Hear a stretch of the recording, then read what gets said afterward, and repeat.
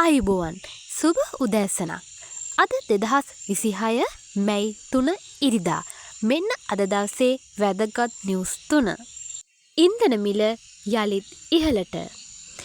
ඊයේ මධ්‍යම රාත්‍රියේ සිට ක්‍රියාත්මක වන පරිදි සියලුම ඉන්ධන වර්ගවල මිල ගණන් ඉහළ දමා තිබෙනවා. නව මිල ගණන් මෙසේ. ඔක්ටේන් 92 පෙට්‍රල් ලීටරයක් රුපියල් 12කින් වැඩි වී ඇති අතර එහි නව මිල වන්නේ රුපියල් 410ක්.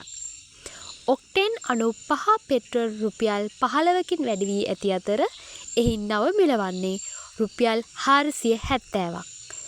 ඔටෝ ඩීසල් රුපියල් 10කින් වැඩි වී ඇති අතර එහි නව මිල වන්නේ රුපියල් 392ක්.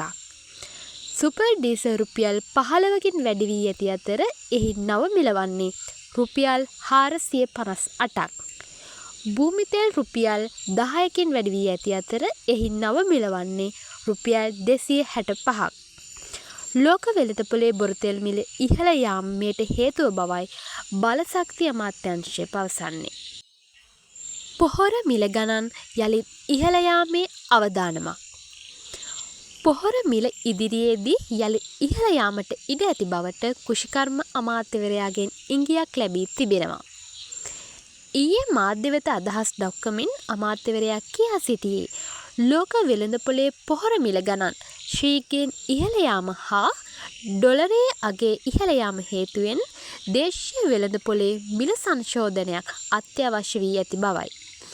මේ හේතුවෙන් ඉදිරි මහකන්නයට පොහොර මිලදී ගැනීමට සිටින ගොවීන්ට මෙය දැඩි පීඩනයක් වනු ඇතැයි ගොවි සංවිධාන අනතුරු අඟවනවා.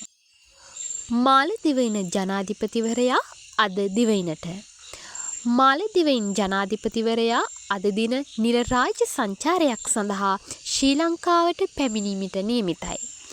විදේශ කටයුතු අමාත්‍යාංශයේ සඳහන් කළේ මැයි 3 වෙනිදා සිට 6 වෙනිදා දක්වා දින 4ක සංචාරයක නිරත වන ජනාධිපතිවරයා ජනාධිපති අනුර කුමාර දිසානායක මහතා සමග ද්විපාර්ශ්වික සාකච්ඡා පැවැත්වීමට නියමිත බවයි.